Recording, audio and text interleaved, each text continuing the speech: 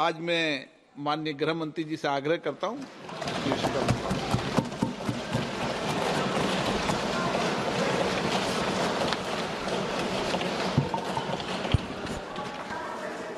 माननीय अध्यक्ष जी, मैं आपके प्रति आभार व्यक्त करना चाहता हूं कि इस महत्वपूर्ण विषय पर आपने मुझे बोलने का मौका दिया।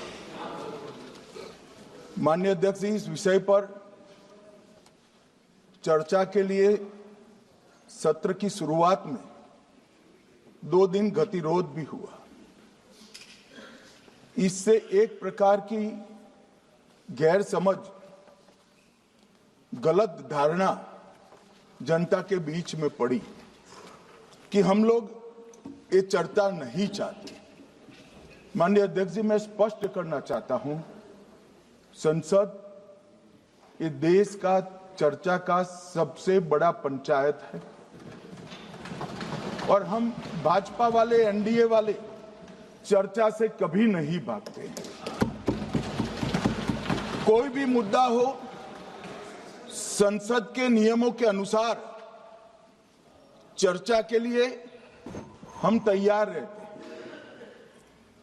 हमने 2 दिन तक विपक्ष के चर्चा करी कि इसको बाद में किया जाए, 2 सत्र बाद में किया जाए, मगर नहीं माने।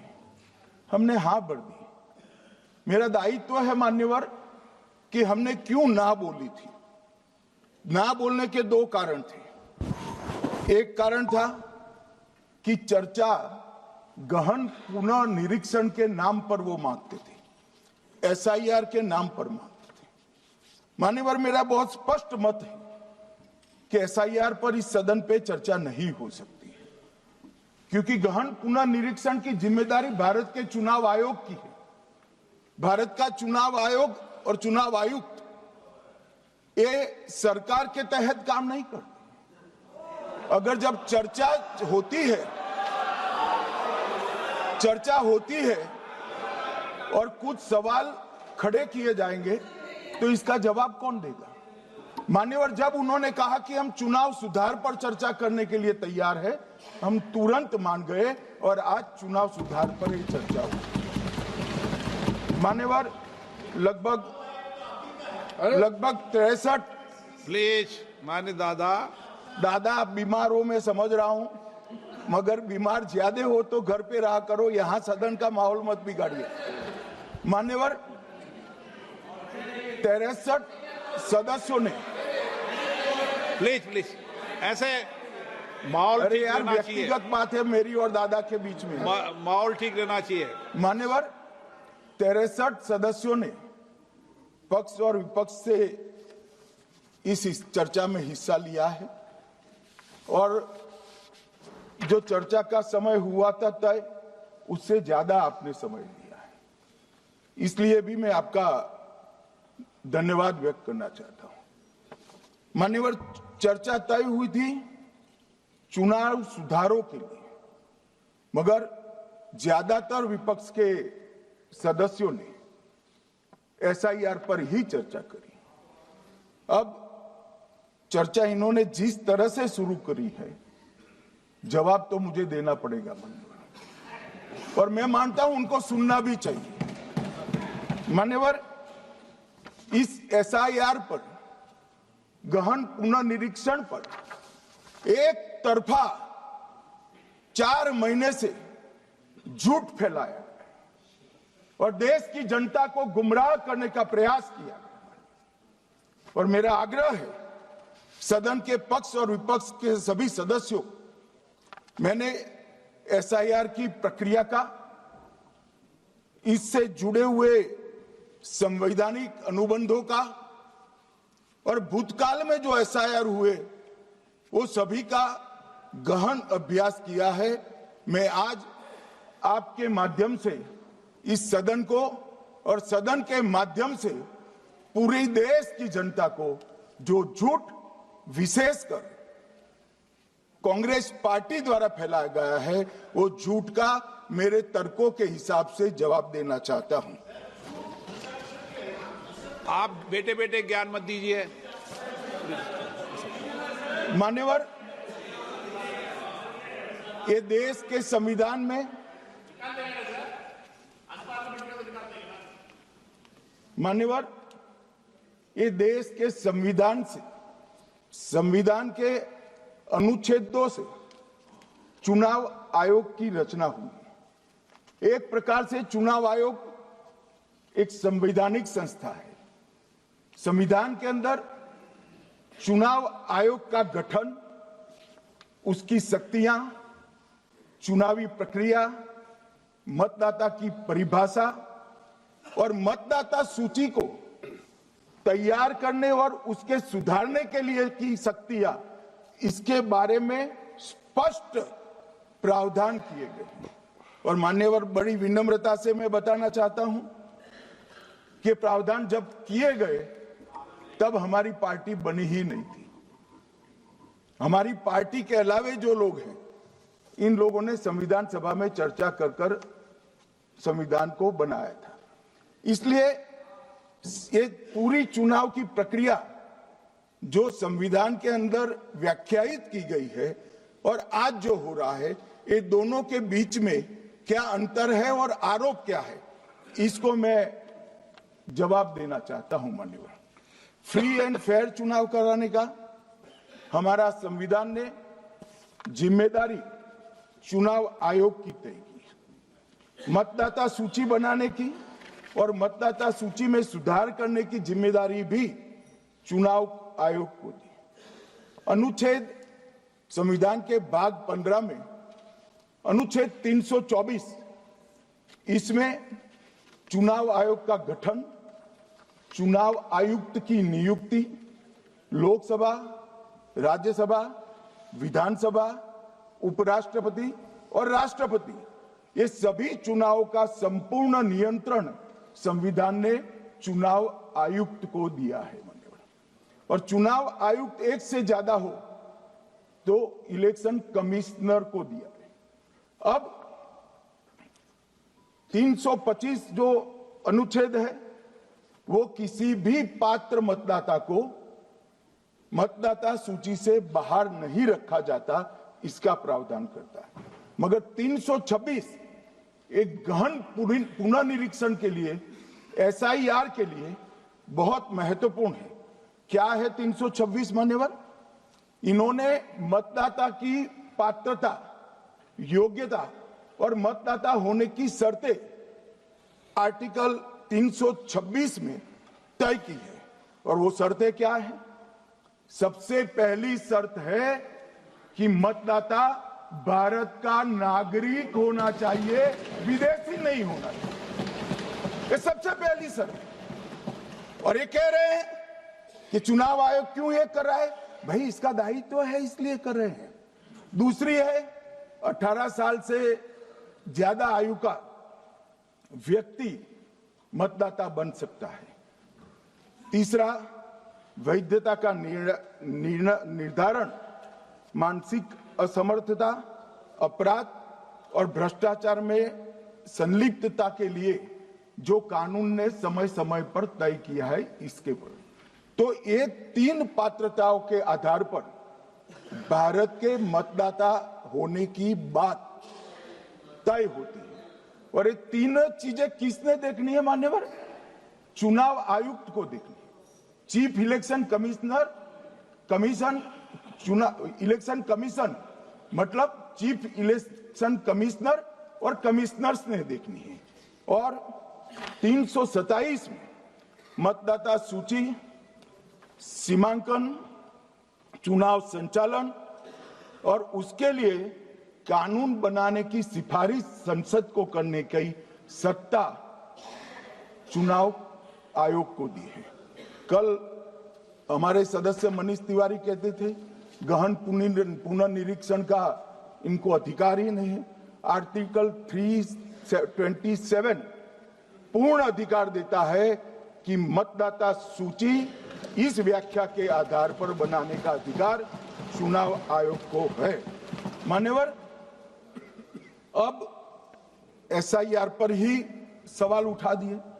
मान्यवर, इन्होंने कहा कि एसआईआर आज क्यों हो रहा है, मैं इनको थोड़ा इतिहास बता। और मान्यवर एक नई फैशन हो गई है, इतिहास बताते हैं तो नाराज हो जाते हैं कि आप इतिहास मत बताइए। अरे भला कोई भी प्रक्रिया, कोई भी देश, कोई भी समाज इतिहास को छोड़कर कैसे आगे बढ़ सकता है? इतिहास कोई भी समाज का महत्वपूर्ण अंग है। मान्यवर हमारे लोकतांत्रिक इतिहास की शुरुआत 1952 से हुई, तो सबसे पहला गहन पुनर्निरीक्षण एसआईआर कब हुआ? 1952 में। एसआईआर की क्या जरूरत है वो कहते हैं, इसलिए मैं कहता हूं। तो उस वक्त प्रधानमंत्री कौन थे? जवाहरलाल नेहरू। किस पार्टी से थे? कांग्रेस पार्टी से। दूसरा कब हुआ? 1957 में, फिर जवाहरलाल नेहरू प्रधानमंत्री थे, कांग्रेस पार्टी से थे। तीसरा हुआ 61 में, उसमें भी जवाहरलाल नेहरू प्रधानमंत्री थे और कांग्रेस पार्टी थे। 65-66 में भी हुआ, एक ही गहन पुनर्निरीक्षण 2 साल में हुआ। उस वक्त भी श्री लाल बहादुर शास्त्री प्रधानमंत्री थे, कांग्रेस पार्टी थे। 83-84 में हुआ, इंदिरा जी थी। 87-89 में हुआ, राजीव गांधी थे। 92-93-95 में हुआ, नरसिम्हा राव थे। 2002 और 3 में हुआ, तब श्री अटल बिहारी वाजपेयी थे। मान्यवर 2004 में गहन पुनर्निरीक्षण समाप्त हुआ, तब डॉक्टर मनमोहन सिंह जी प्रधानमंत्री थे। तो 2, 3, 4 का एक गहन पुनर्निरीक्षण हुआ, एसआईआर हुआ। उसमें 2 साल एनडीए के प्रधानमंत्री थे, भाजपा के थे, और 1 साल डॉक्टर मनमोहन सिंह। 2004 के बाद सीधा 2025 में गहन पुनर्निरीक्षण हो रहा है, और इस वक्त हम हैं। एक पूरा गहन पुनर्निरीक्षण एसआईआर की प्रक्रिया का आज तक 2004 तक किसी भी दल ने विरोध नहीं किया है मान्यवर, क्योंकि ये चुनाव को पवित्र रखने की प्रक्रिया है। चुनाव के उद्देश्यों को, लोकतंत्र को स्वस्थ रखने की प्रक्रिया है। अगर लोकतंत्र में चुनाव जिसके आधार पर होते हैं वो मतदाता सूची ही प्रदूषित है, तो चुनाव कैसे साफ और सुथरे हो सकते हैं? समय समय पर मतदाता सूची का गहन पुनर्निरीक्षण जरूरी है, इसलिए चुनाव आयोग ने फैसला किया कि 2025 में इसको किया जाएगा। मान्यवर एक बीच में एक घटना में जरूर कहना चाहूंगा। 2010 में एक चुनाव आयुक्त महोदय ने निर्णय किया कि रिटर्निंग ऑफिसर को मतदाता सूची में से नाम काटने का अधिकार नहीं है, और उसके बाद से किसी की मृत्यु हुई तो भी नाम नहीं कटते थे, कोई एक क्षेत्र से दूसरे क्षेत्र में गया तो भी नाम नहीं कटते थे। एक व्यक्ति का ट्रांसफर हो गया तो कोयम्बटूर से वो शिमले चला गया, भारत सरकार का कर्मचारी है, तो उसका नाम कोयम्बटूर में भी रहता था, शिमला में रहता था, क्योंकि 2010 में, मैं बताता हूं किसे, मैं बख्शूंगा नहीं, आप चिंता मत करो, क्योंकि 2010 में एक व्यवस्था हुई कि किसी का नाम नहीं काट सकते, और उस वक्त भी कांग्रेस पार्टी की सरकार थी। तो एक गहन पुनर्निरीक्षण क्या है? मानिए एक गहन पुनर्निरीक्षण है कि जिनकी मृत्यु हो गई उनके नाम कट जाए, जो 18 साल से बड़े हो गए उनके नाम जोड़ जाए, जो किसी भी प्रकार से 2 जगह मतदाता है उनके नाम कट जाए, और जो विदेशी नागरिक है उनको चुन चुन कर डिलीट किया जाए। ये गहन पुनर्निरीक्षण। और मैं आज इस मंच से, आपके माध्यम से इस सदन को और देश की जनता को कहना चाहता हूं, क्या कोई भी देश का लोकतंत्र सुरक्षित रह सकता है जब देश का प्रधानमंत्री और राज्य का मुख्यमंत्री कौन हो वो घुसपैठ ये तय करेंगे? मान्यवर नहीं रह सकते। एक मतदाता का एक से ज्यादा जगह पर वोट होना चाहिए। मान्यवर एक से ज्यादा जगह पर वोट होना चाहिए। जो लोगों का मृत्यु हो चुका है, मान्यवर जिन लोगों का मृत्यु हो चुका है उनका वोट मतदाता सूची में होना चाहिए। मान्यवर ये एसआईआर और कुछ नहीं है, मतदाता सूची का शुद्धिकरण है। मैं मानता हूं इससे कुछ दलों के राजनीतिक स्वार्थ आहत होते हैं। मुझे उन दलों के प्रति एक प्रकार से अनुकंपा भी है, क्योंकि देश के मतदाता तो वोट देते नहीं हैं। ये थोड़े विदेशी दे देते थे, वो भी चले जाएंगे। मगर मान्यवर, क्या हमने भारत के नाते निर्णय करना पड़ेगा कि इस देश की संसद को चुनने के लिए, राज्य की विधानसभा को चुनने के लिए विदेशी को वोट देने का अधिकार देना है या नहीं देना है? और मेरा मत है, मेरा विनम्र मत है मान्यवर, कि ये नहीं देना चाहिए।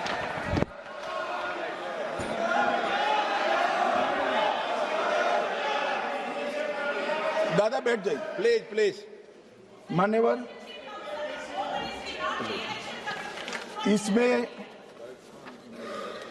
इसमें कानूनी स्थिति का प्रश्न नहीं है। अभी सांसद महोदया बोला कि इलेक्शन कमीशन का अधिकार नहीं है। लाल बाबू हुसैन 1995 में एक वाद हुआ मान्यवर, भारत की सर्वोच्च अदालत तक वो वाद पहुंचा। लाल बाबू हुसैन बनाम मतदाता रजिस्ट्रेशन ऑफिसर 1995 में इसका जजमेंट आया और उसमें अदालत ने स्पष्ट कहा, देश की सर्वोच्च अदालत ने कहा, मैं नहीं कह रहा, जहां मतदाता का नाम दर्ज किया जाना है वहां रिटर्निंग ऑफिसर ये सुनिश्चित कर सकता है कि आवेदक भारत का नागरिक है या नहीं है। ये लोग जो कहते हैं इलेक्शन कमीशन कैसे तय करेगा, ये इनकी ड्यूटी है और ये हमारा निर्णय नहीं है, भारत की सर्वोच्च अदालत का निर्णय है और हम सब भारत की सर्वोच्च अदालत के निर्णय से बंधे हुए हैं। किसी को भी अगर वेरीफाई करना है तो लाल बाबू हुसैन बनाम मतदाता रजिस्ट्रेशन ऑफिसर 1995 का जजमेंट निकालकर मान्यवर दे दे। मान्यवर, विपक्ष के नेता राहुल गांधी जी ने 5 नवंबर 2025 को एक प्रेस कॉन्फ्रेंस में परमाणु बम फोड़ा। अब वो परमाणु बम के अंदर उन्होंने कहा कि हरियाणा में एक ही घर में 501 वोट पड़ गए। चुनाव आयोग ने इतनी स्पष्टता करी कि हाउस नंबर 265 कोई छोटा मकान नहीं है और 1 एकड़ का पुश्तैनी प्लॉट में अनेक परिवार बस रहे हैं, मगर वहां हर परिवार के घर का नंबर नहीं दिया गया है, इसलिए सब जगह हाउस नंबर 501 दिया गया। पर एक परिवार की तो 3 पीढ़ियां साथ में रह सकती है और पुराने नंबर से ही जब हरियाणा में कांग्रेस की सरकार चुनी गई तब से ये नंबर इसी तरह से चल रहा है। ये ना कोई फर्जी घर है ना फर्जी वोटर है। मान्यवर, वोट चोरी का नैरेटिव बनाने के लिए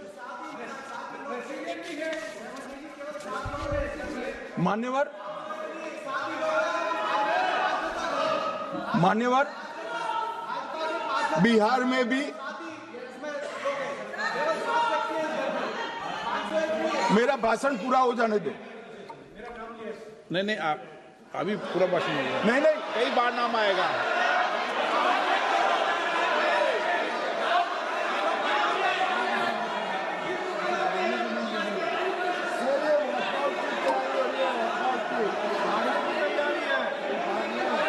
माननीय सदस्य, 2 मिनट बैठिए, मैं कुछ बोलना चाहता हूं। 2 मिनट बैठिए, मैं एक मिनट। माननीय सदस्य, 1 मिनट। मान्यवर, मेरा विपक्ष के नेता से एक निवेदन है कि 2 मिनट सुन ले मुझे, बाद में उनको बोलने का मौका दीजिए। मान्यवर, 2 मिनट। मान्यवर, मेरा आपसे विनम्र निवेदन है, मैं आधी रात तक बैठने के लिए तैयार हूं, मुझे कोई आपत्ति नहीं। मेरा भाषण समाप्त हो जाए, अरे सुनिए ना भाई, सुनो ना, 2 बड़े बोलते हैं तब बीच में नहीं बोलते। मान्यवर, मेरा भाषण समाप्त हो जाए। प्लीज प्लीज नहीं। मान्यवर, मेरा भाषण समाप्त हो जाए बाद में, इसमें जितने भी मुद्दे विपक्ष के नेता खड़े करेंगे, मैं मेरी मर्यादा में इसका जरूर जवाब दूंगा, मुझे कोई आपत्ति नहीं। मेरा विनंती इसलिए है मान्यवर,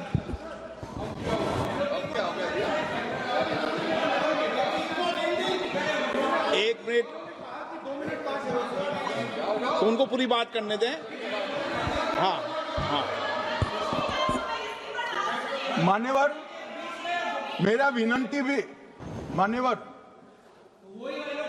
नो प्लीज डिबेट नहीं करते बेटे। मान्यवर, मेरा विनंती इसलिए है कि शायद वो जो मुद्दा खड़ा करना चाहते हैं उसका जवाब मेरे आगे भाषण में आ जाएगा तो मुद्दा ही नहीं बचेगा, इसलिए मैं कह रहा हूं मुझे पूरा सुन लिया जाए। मान्यवर, बिहार में एक मतदाता की उम्र 34 साल बताई गई, 34 साल की है, इसको 124 साल बताया गया। सच था कि इसमें उम्र 124 बार छपी थी। बाद में मिंता देवी जी ने खुद बताया कि उन्होंने ऑनलाइन आवेदन किया था और वो ऑनलाइन आवेदन करने में गलती हो गई, इसके कारण उम्र 124 बार साल छपी थी। अब इसके आधार पर मतदाता सूची पर प्रश्न कर दिए। सुबोध कुमार नवादा, प्रेस कॉन्फ्रेंस में कहा गया कि एक राजनीतिक दल के बीएलए है, इनका नाम कभी आया ही नहीं, वो भी सच नहीं निकला। रंजू देवी रोहतास, उनको कहा कि एक कार्यकर्ता, उन्होंने बाद में रंजू देवी जी ने स्टेटमेंट दिया, जबरन बुलाकर उनकी वोटर लिस्ट से नाम काट लिया गया, ऐसा आरोप हुआ। तो रंजू देवी ने यही कहा कि कांग्रेस के कार्यकर्ताओं को कहने पर मैंने गलत जानकारी दी थी।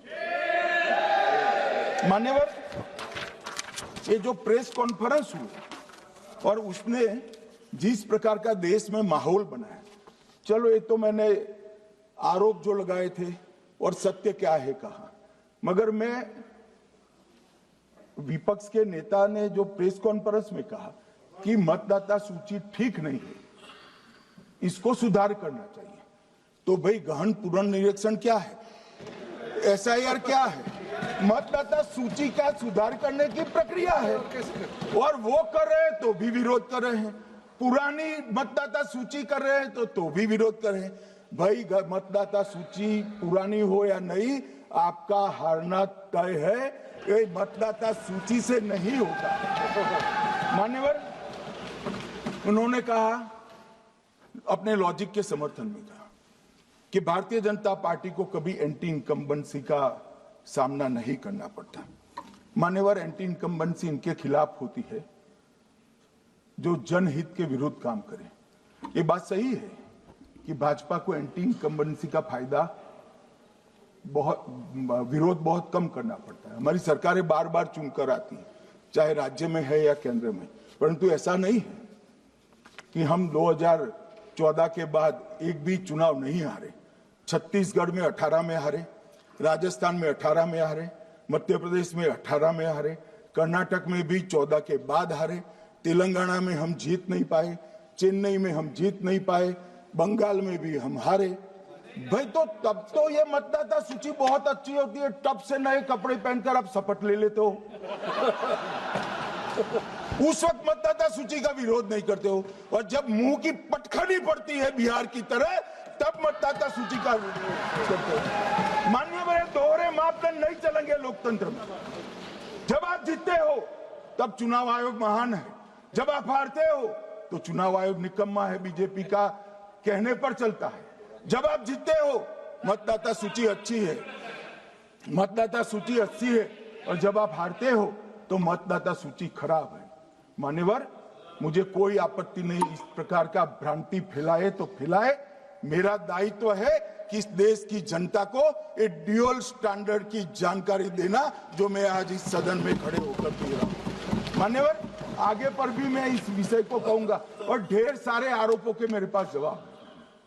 जो 3 प्रेस कॉन्फ्रेंस में, एक सादा प्रेस कॉन्फ्रेंस, एक एटम बम वाला प्रेस कॉन्फ्रेंस, एक परमाणु बम वाला, ये तीनों में क्या हुआ, इसके सारे जवाब मेरे पास है। मान्यवर, अब ये कहते हैं कि 2-2 जगह है, 2-2 जगह मतदाता है। मान्यवर, किन किन लोगों के 2-2 जगह मतदाता, मैं इसमें जिनके नाम 2 जगह रजिस्टर्ड है उसका दोष नहीं निकालता मैं, क्योंकि एक जगह से कोई व्यक्ति दूसरी जगह गई तो 2010 के बाद इसको डिलीट करने का अधिकार आरओ के पास से ले लिया गया। इसके कारण ये विसंगतियां खड़ी हुई है। किसके हैं?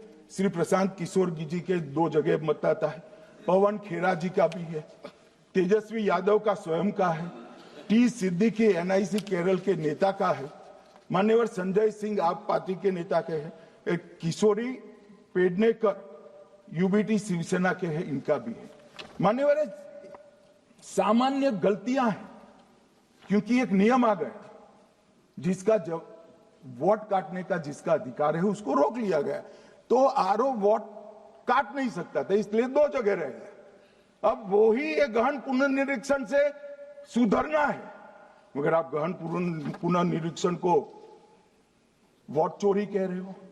मान्यवर, वोट चोरी किसको कहते हैं वो मैं बताना चाहता हूं, और हमारे यहां कुछ परिवार ऐसे हैं जो पूछते नहीं, वोट चोरी करते हैं।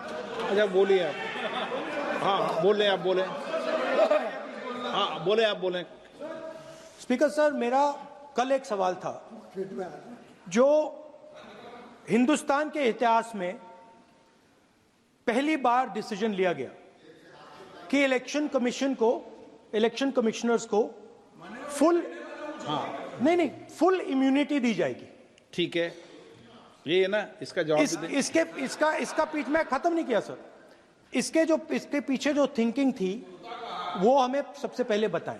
ठीक है। दूसरी बात, नहीं हरियाणा की जहां इन्होंने बात की, इन्होंने एक उदाहरण लिया, वहां पर अनेक उदाहरण हैं। वो भी आपने दिया था ना, 19 वो भी आपने दिया था, इसलिए दिया वो भी। 19 लाख वहां पे फेक लोग, वो उदाहरण आपने दिया था, इसलिए उसका जवाब दिया। और ये भी हमें बता दीजिए, actually let us have a debate on my press conference. Let us go. Let us have very good idea. Let us have a debate on my press conference. Amit Shah ji, I challenge you to have a debate on the 3 press conferences. Please. ठीक है, बैठ जाइए, बैठ जाइए। मान्य, आपने बात की थी,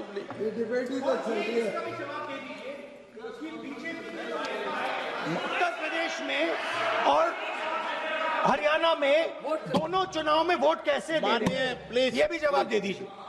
माननीय गृह मंत्री जी। मान्यवर, पहली बात मैं स्पष्ट करना चाहता हूं, मैं 30 साल से विधानसभा और संसद में जनप्रतिनिधि के रूप में चुनकर आता हूं। मुझे लंबा अनुभव है संसदीय प्रणाली का। विपक्ष के नेता महोदय कहते हैं कि पहले मेरी बात का आप जवाब दीजिए, मैं सुनना चाहता हूं।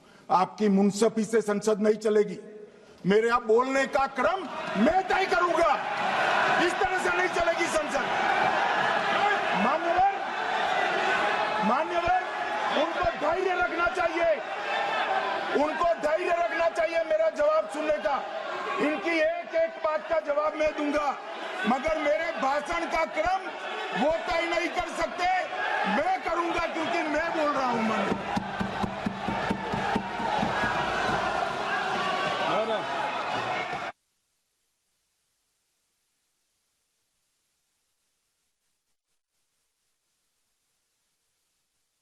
एक मिनट गृह मंत्री जी, एक मिनट गृह मंत्री, क्या गलत बोला उन्होंने यही बोला, आपने जो बात उठाई है मुझे कब बोलना है मैं तय करूंगा, यही बोला ना, उसमें क्यों उत्तेजित हो रहे हो आप? हाँ, आपके 2-2 मिनट में खड़े होने से थोड़ी जवाब देते रहेंगे। नो, माननीय गृह मंत्री, नहीं होगा। मैं आपको फिर मौका दूंगा, आपको।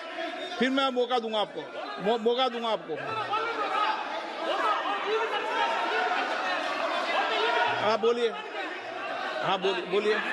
सर, ये आपने अगर अमित शाह जी का रिस्पॉन्स देखा तो ये कंप्लीटली डिफेंसिव रिस्पॉन्स है, ये घबराया हुआ रिस्पॉन्स है, ये डरा हुआ रिस्पॉन्स है। अब सुनिए पूरी बात, प्लीज प्लीज ये माननीय नो सच्चा रिस्पॉन्स नहीं है। माननीय गृह मंत्री जी,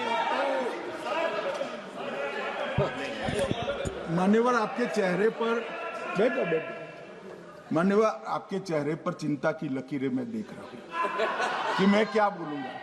मैं उनके उत्साह में नहीं आऊंगा, मैं मेरे विषय पर बोलूंगा।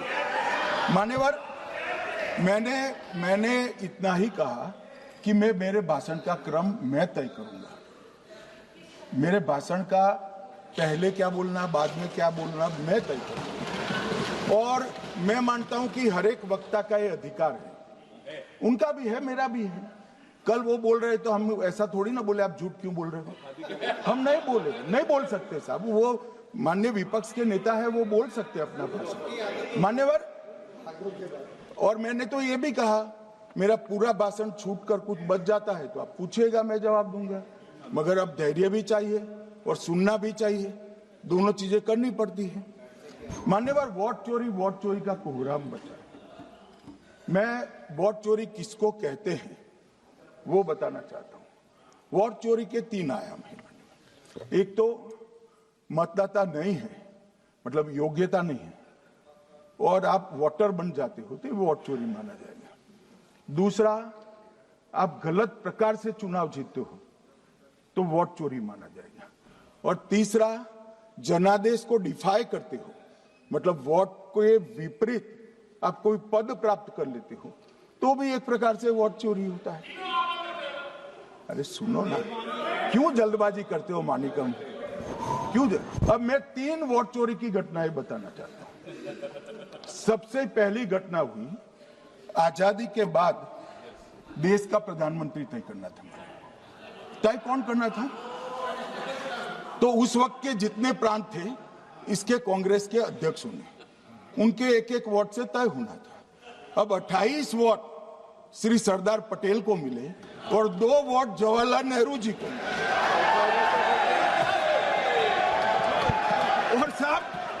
और साहब प्रधानमंत्री जवाहरलाल जी बने।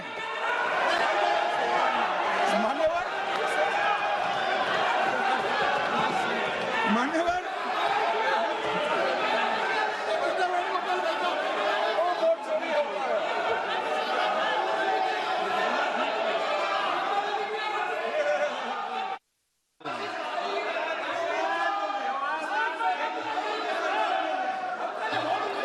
प्लीज माननीय गृह मंत्री जी, माननीय गृह मंत्री जी,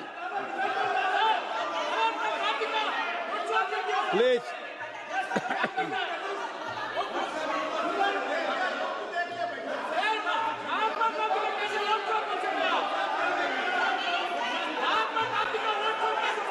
बैठो बैठो, बैठिए माने, प्लीज प्लीज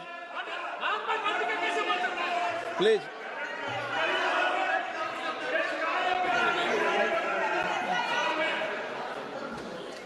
मान्यवर, दूसरी, प्लीज बैठिए बैठिए माननीय सदस्य, प्लीज, हर बार नहीं उठते, बैठिए। मान्यवर, दूसरे प्रकार की वोट चोरी और नैतिक तरीके से चुनाव जीतना, ऐसी वोट चोरी भी भूतकाल में एक बार हुई थी। श्रीमती इंदिरा गांधी रायबरेली से चुनी गई। इलाहाबाद हाईकोर्ट में श्री राजनारायण पहुंचे कि चुनाव नियमों के अनुसार नहीं हुआ। इलाहाबाद हाईकोर्ट ने ये तय कर दिया कि श्रीमती गांधी ने उचित तरीके से चुनाव नहीं जीता है, हम इसको रद्द कर दें।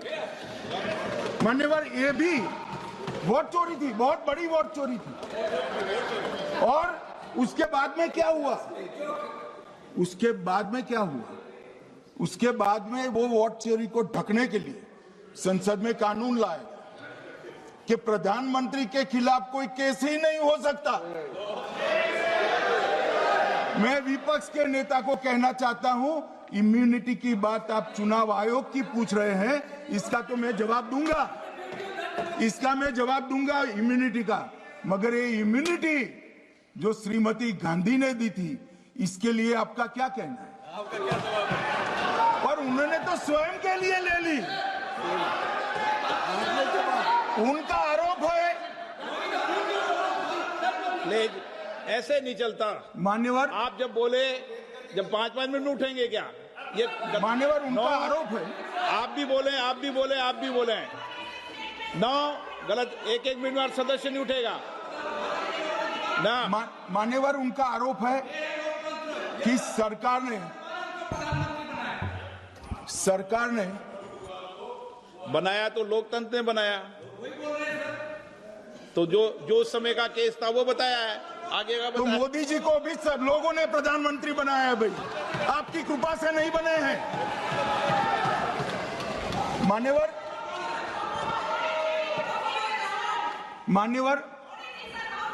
नो प्लीज से मानित तरीका ठीक नहीं है आपका, 2-2 मिनट में उठना।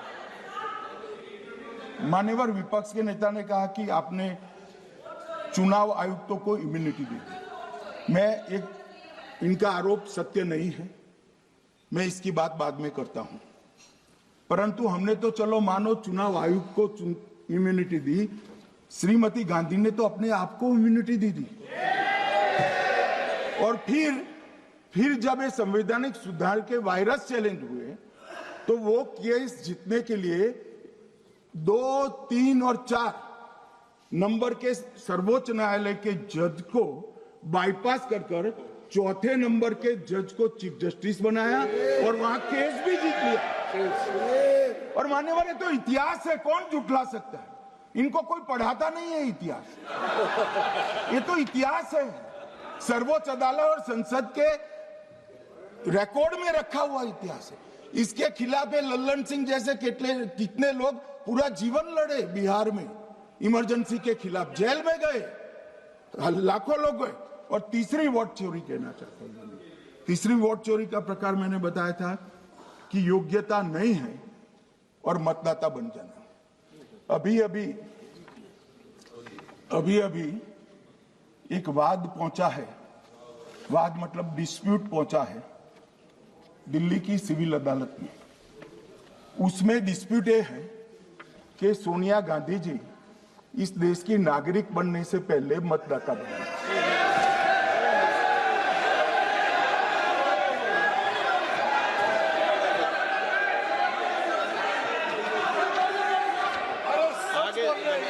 आगे सुनो, बोल के आ रहे, पूरी बात तो सुनो। मान्यवर,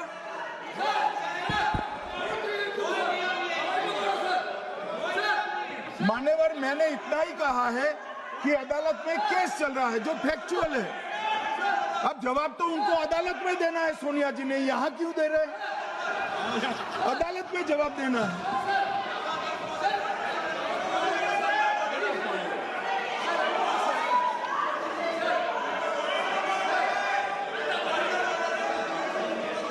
बीच के भाषण में पॉइंट ऑफ ऑर्डर नहीं होता। नहीं है सर, मुझे याद है जो माननीय सदस्य नहीं है, ये 352 ये रहा, 352 टेबल पे रहता है, मुझे वहां याद है 352। Home Minister is speaking about an issue which is pending in the court. Actually, what happened here? Rostam in the court,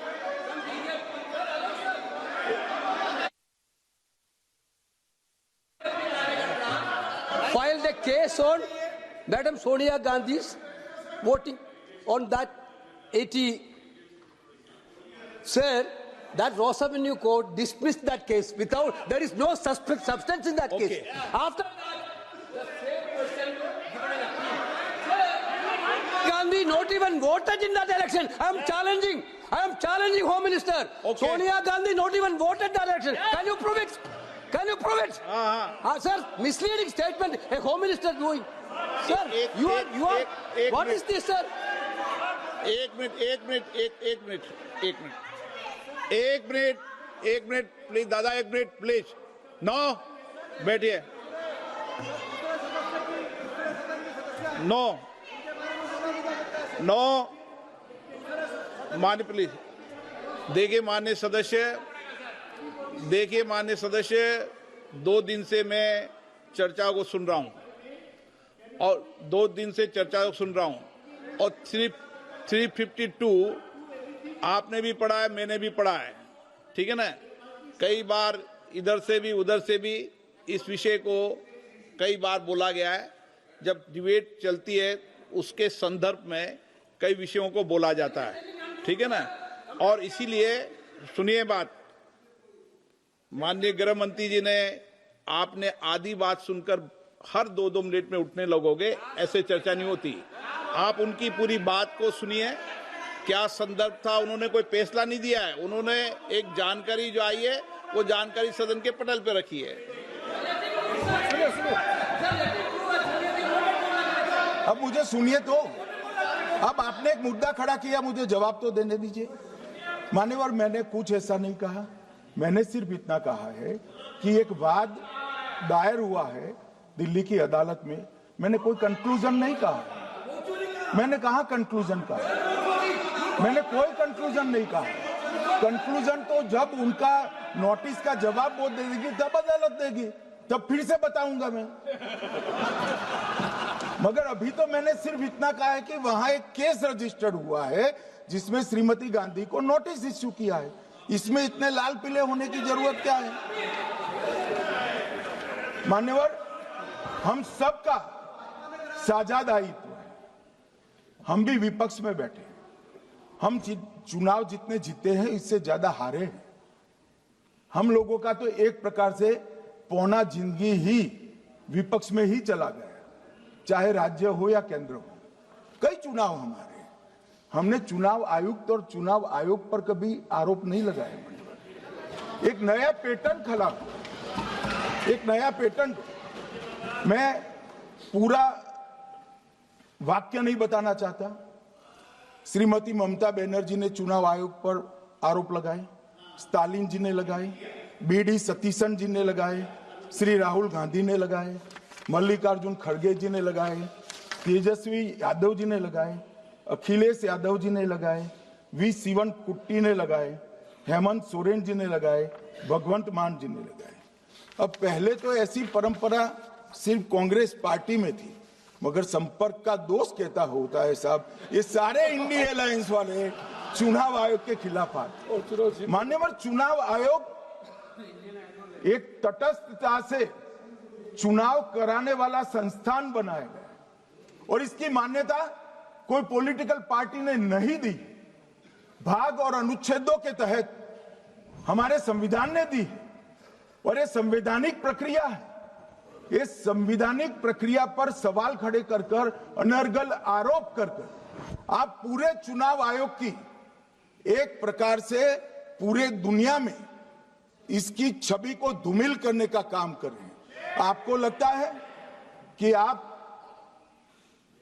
सरकार की छवि धूमिल करें? ना जी, आप पूरी दुनिया में भारत के लोकतंत्र की छवि को धूमिल करें। मान्यवर, सरकार का तो इतना ही सवाल है, मान्यवर सरकार का तो इतना ही सवाल है कि भारत के मतदाता क्या सोचेंगे, मगर मतदाता का सोचने का सवाल नहीं है। मतदाता को तो मालूम है कि हमने तो वोट दिया है इसलिए चुनकर आए हैं, तो उसके मन में कोई डाउट नहीं है। ये वोट चोरी करते रहे, घुसपैठिया बचाओ यात्रा निकाली और बिहार में 2/3 बहुमत से हम जीते। मान्यवर, ये जो नई परंपरा शुरू हुई कि देश के अंदर चुनाव न जीते तो चुनाव आयोग को बदनाम करो, चुनाव प्रक्रिया को बदनाम करो, मतदाता सूची को बदनाम करो, ये हमारे लोकतंत्र का भला नहीं करेगी। यही आयुक्त के, यही सरकार के होते हुए आप कई चुनाव जीते, हम कुछ नहीं बोले, हम पार्टी में बैठकर इसकी मीमांसा की, मगर ये लोग चुनाव आयोग पर। प्लीज नो, आप बैठिए, आप ठीक है बैठिए। माननीय सदस्य प्लीज प्लीज। मान्यवर, मैं थोड़ी स्पष्टता के लिए आंकड़ा देना चाहता हूं। मई 14 में श्रीमान नरेंद्र मोदी इस देश के प्रधानमंत्री बने, तब से उनको आपत्ति है। तो एनडीए क्या क्या जीती? 3 लोकसभा चुनाव हम जीते, 41 राज्यों के विधानसभा चुनाव जीते। तो हम 44 विधानसभा टोटल चुनाव जीते हैं 2024 से 25 तक, मगर वो भी 30 चुनाव जीते हैं अलग अलग विधानसभा में, 30 जगह पे। अगर मतदाता सूची करेक्ट है तो क्यों शपथ लिया, क्यों चुनाव लड़ा? आप बताइए देश की जनता को। आप लोग यहाँ कैसे पहुंचे? श्री राहुल गांधी जहां से चुनकर आए थे, वो वायनाड की मतदाता सूची में भी मेरी पार्टी ने प्रेस कॉन्फ्रेंस कर इसी प्रकार की डिस्क्रिपेंसी को बताया है। इसका जवाब नहीं देते। हमने अमेठी का भी बताया है, इसका जवाब नहीं देते हैं। मान्यवर, एक चुनाव की मतदाता सूची में जो थोड़ी बहुत गलतियां हैं, उसको वो लोग मुद्दा बनाते हैं चुनाव हारने का। चुनाव हारने का कारण है नहीं, मैं अंत में बताऊंगा क्यों हारते हो चुनाव, मैं बताऊंगा मान्यवर अंत। परंतु फिर भी चलो मान ले कि मतदाता सूची ठीक नहीं है, तो गहन पुनर्निरीक्षण का मतलब ही ये है कि मतदाता सूची को सुधारने की प्रक्रिया। अब इसमें आपके बीएलए सहयोग नहीं करते हैं, आप उसका बहिष्कार का ऐलान करते हो, आपकी राज्य सरकारें जहां है वो मदद कम करती है, तो कैसे मतदाता सूची का शुद्धिकरण होगा? जो आपकी डिमांड है वो ही चुनाव आयोग कर रहा है। आपकी डिमांड है कि मतदाता सूची ठीक हो, वो चुनाव आयोग कर रहा है, मगर हुआ क्या है मान्यवर मालूम है? इनको अब अगर प्रेस में कोई पत्रकार उनको पसंद ना आए ऐसा सवाल पूछते हैं तो तुम बीजेपी के एजेंट हो ऐसा कहते हैं। मान्यवर, सवाल जो भी हो उसको लेना चाहिए। मान्यवर, पत्रकार कभी बीजेपी का एजेंट नहीं होता है, मगर आप अगर ऐसा मानते हो कि लोकतंत्र में आपको पसंद आए ऐसे ही सवाल पत्रकार पूछे, तो ये नहीं हो सकता। इमरजेंसी नहीं है भाई, इमरजेंसी नहीं है। मान्यवर, एक प्रेस में कोई सवाल पूछता है तो कहते हैं बीजेपी के एजेंट हो, केस हारते हैं तो जज पर आरोप कर देते हैं, चुनाव हारते हैं तो ईवीएम पर आरोप करते हैं, ईवीएम की दलील अब गले नहीं उतरती तो वोट चोरी का मुद्दा लेकर आए, वोट चोरी का मुद्दा लेकर पूरा बिहार में यात्रा निकाली, फिर भी हार गए। अब हारने का कारण आपका नेतृत्व है, ये हारने का कारण ईवीएम और मतदाता सूची नहीं। और अगर ये मानते हैं मान्यवर, अगर ये मानते हैं कि इनको कोई पूछने वाला नहीं है, भगवान करे मैं गलत पड़ जाऊं, कांग्रेस के कार्यकर्ता इनका हिसाब मांगेंगे। एक दिन कांग्रेस के कार्यकर्ता इनका हिसाब मांगेंगे कि इतने चुनाव कैसे हार गए। मान्यवर, कोई जज आजादी के इतने साल में नहीं हुआ है मान्यवर कि कोई जज एक जजमेंट दे तो जज के खिलाफ इंपीचमेंट लेकर आते हैं। अपनी वोट बैंक को एड्रेस करने के लिए इंपीचमेंट लेकर आते हैं मान्यवर। और ये सारे ने तो साइन कर दिया, साथ ही साथ उद्धव जी ने भी साइन कर दिया। उद्धव जी, जजमेंट क्या है? एक पहाड़ी पर मान्यता है कि हाँ सबसे ऊपर दिया जलाया जाए। मान्यवर, एक वोट बैंक को संभालने के लिए एक हाईकोर्ट के जज के सामने इंपीचमेंट लेकर आए हैं। देश की जनता उनको मदद नहीं करे।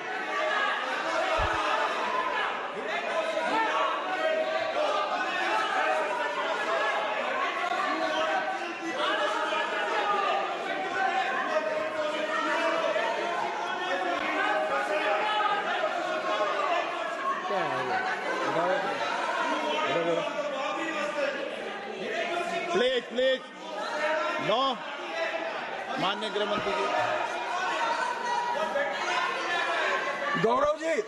गौरव जी बैठ जाइए, नया मुद्दा शुरू हो रहा है। प्लीज, अरे भैया प्लीज मेरी बात सुनो ना। माननीय गृह मंत्री जी, माननीय गृह मंत्री जी, माननीय गृह मंत्री जी, नया मुद्दा शुरू हो रहा है, फिर से खड़ा होगा होना। आप बैठ जाइए प्लीज।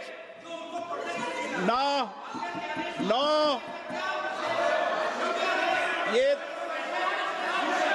ये तरीका, no no, Manikam ji please बैठिए।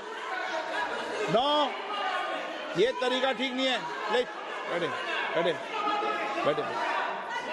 हाँ, आपको ज्यादा समस्या है क्या हर 2 मिनट में खड़े होने की? हर 2 मिनट में खड़े होने की समस्या है क्या आपको लोगों? बैठिए, ऐसे नहीं चलेगा। मान्यवर, 2014 के बाद अरे दादा ये भी बैठ गए, अब बैठ जाओ। मान्यवर, 2014 के बाद हारने की परंपरा शुरू हुई। हारने की परंपरा शुरू होने के बाद हाँ जीते ही है, मगर हारने की भी परंपरा हुई है। मान्यवर, हारने की परंपरा शुरू करने के बाद इन्होंने सबसे पहले ईवीएम को निशाना बनाया।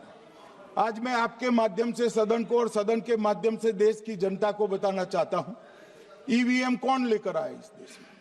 मान्यवर, कौन लेकर आया? 15 मार्च 1989 को जब राजीव गांधी इस देश के प्रधानमंत्री थे, तब ईवीएम लाने का कानूनी बदलाव किया गया था।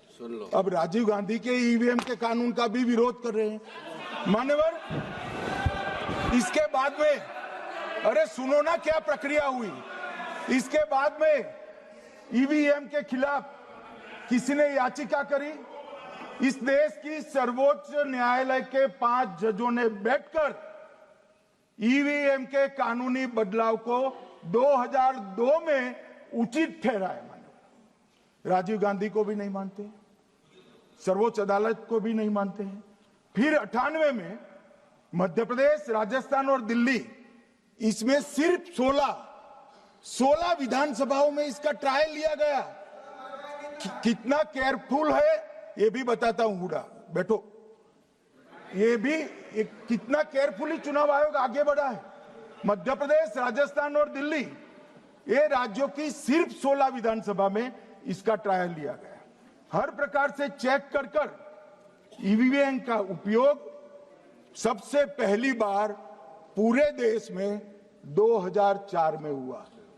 2004 का महत्व है माननीय, सबसे पहले 2004 में हुआ। पूरे लोकसभा चुनाव हमारे समय में ईवीएम का उपयोग हुआ। लाए राजीव गांधी, वहां से लेकर 2004 तक।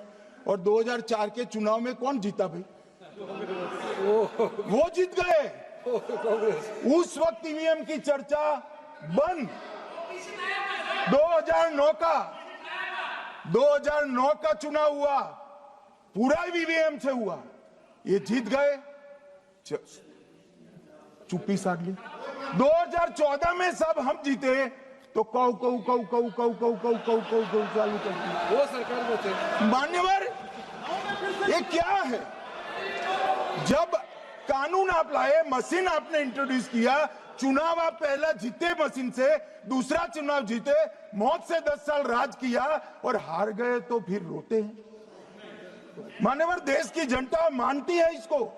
और दूसरी बात, जब चुनाव आयोग को भी लगा कि सच्चे झूठे आरोप होते हैं, तो इस पर रिसर्च की एक प्रक्रिया हुई। मानिएगा 5 साल रिसर्च के बाद वीवीपीएटी की इंट्रोडक्शन हुआ। ये वीवीपीएटी क्या है? मैं जब वोट दबाता हूं तो समझ गए दादा, धन्यवाद। मान्यवर, मैं जब वोट दबाता हूं तो मैंने कमल के निशान पर वोट दबाया, तो पास में एक पर्ची निकलती है कि आपका वोट कमल के निशान पर रजिस्टर हो गया है। फिर भी आरोप हुए कि पर्ची वाले ये 2 अलग होते हैं। तो चुनाव आयोग ने निर्णय किया कि 5% ईवीएम और वीवीपैट के परिणाम कंपेयर होंगे। तो मशीन खुला, इसमें 396 वोट मिले, तो वीवीपैट में कितने वोट मिले, तो 396 है या नहीं है, ये 5% मशीनों में मिलता है। मान्यवर, मैं आंकड़े लेकर आया हूं चुनाव आयोग को पूछकर आज कि कितने वीवीपैट और मशीन का मिलान नहीं हुआ।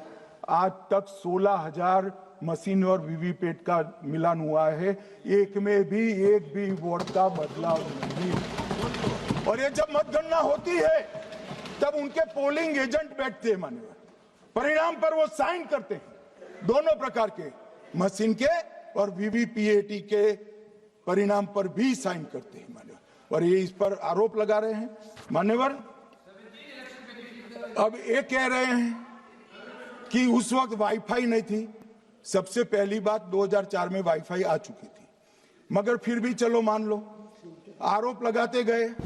ईसीआई ने 2009 में एक छेड़छाड़ के आरोप पर भाग लेने के लिए 10 राज्यों में 100 ईवीएम लगाई गई। सब लोगों ने प्रयास किया, 2009 में कोई छेड़छाड़ नहीं कर पाए, फिर भी आरोप लगाए। तो 2017 में इलेक्शन कमीशन ने जून 2017 में 3 दिन तक ईवीएम इलेक्शन कमीशन की ऑफिस में रखे कि कोई भी पार्टी आकर, कोई भी टेक्नोक्रेट आकर, कोई भी साइंटिस्ट आकर ईवीएम को हैक कर बता दे। ये तो गए ही नहीं, ये नहीं गए मान्यवर। ये सिर्फ प्रेस में आरोप करते, ना अदालत में जाते हैं, ना चुनाव आयोग के पर जाते मान्यवर, मगर एक्सपर्ट भी नहीं गए। आप कोई एक्सपर्ट भेज देते भैया, एक्सपर्ट भी नहीं भेजा। और मान्यवर 2017 में फिर चुनाव आयोग इस निर्णय पर पहुंचा कि आने वाले सब चुनाव ईवीएम से होते हैं। अब चुनाव आयोग ने तो निर्णय कर दिया, मगर मैं भी साहब थोड़ा ज्यादा सोचता हूं। तो मैंने सोचा साला ये चुनाव आयोग कहता है कुछ नहीं हो रहा है, कुछ नहीं हो रहा है, तो ये लोग आरोप क्यों लगाए?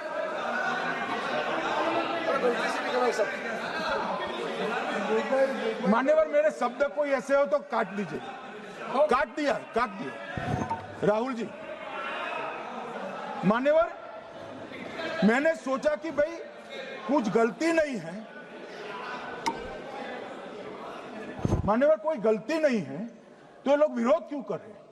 फिर मुझे याद आया कि मान्यवर जब इनके जमाने में चुनाव होते थे, बिहार और यूपी में सरकारें बनाती होती थी, पूरे के पूरे वोट के बक्से हाईजैक कर लिए गए।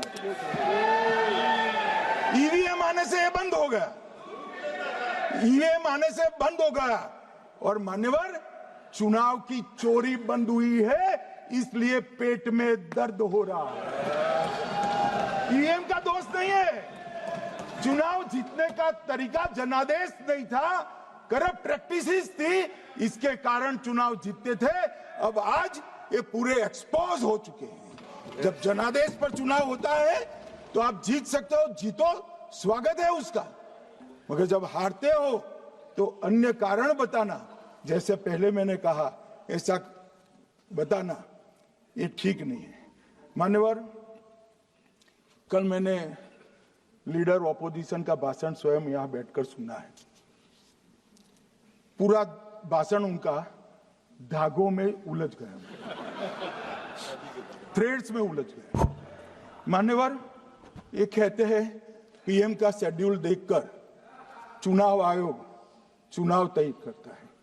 मेरा सभी सांसद महोदय से करबद्ध निवेदन है कि चुनाव होने के पहले के 1 महीने पीएम का शेड्यूल, और पीएम को लगभग 24 और 16 कितना होता है, 40 महीना हो गया।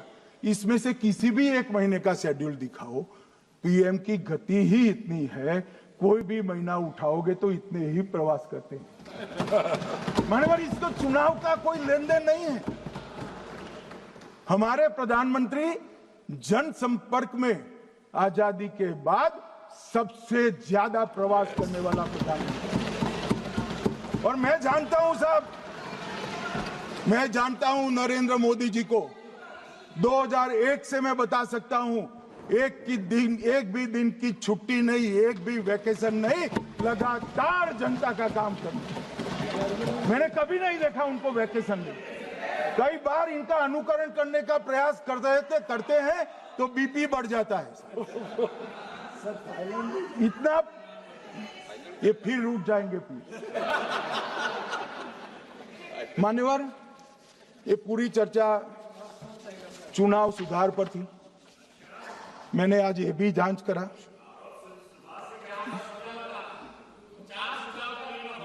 सुनो ना, जरा धैर्य रखो भाई।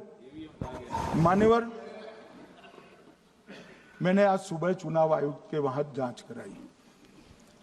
जांच मतलब कोई गोपनीय चीज नहीं पूछी है, आप इसका इश्यू मत बने। मैंने ये पूछा कि चुनाव सुधार के लिए मई 2014 के बाद कौन सी पार्टी से कितने आवेदन आपको मिले, क्योंकि चुनाव सुधार जो करना है इसकी प्रक्रिया क्या है मान्यवर?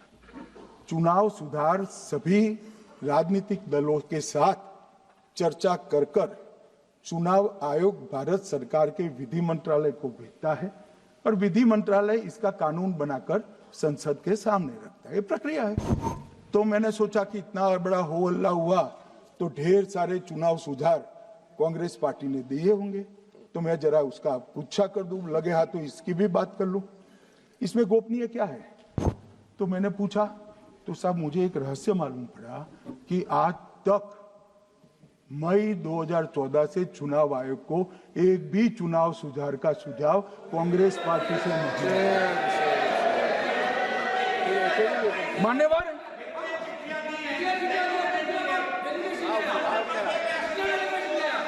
बैठे मैं बताता हूं मान्यवर। मैं जवाब पूछोगे क्या?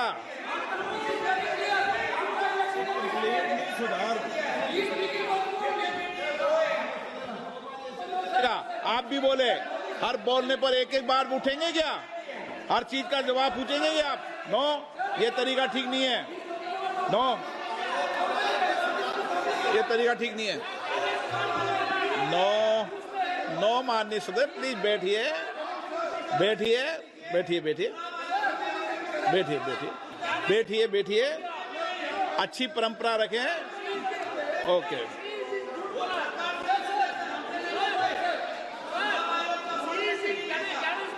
नो नो प्लीज, हर 2 मिनट नहीं उठते। अच्छी है।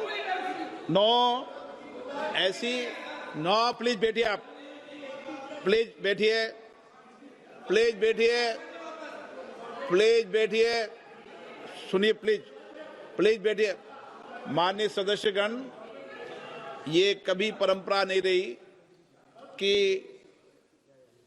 सत्ता पक्ष और प्रतिपक्ष का कोई भी माननीय सदस्य कभी बोल रहा हो तो हर विषय पर बैठे बैठे टिप्पणी करना या हर विषय पर खड़े होकर सवाल पूछना, ये परंपरा कभी नहीं रही।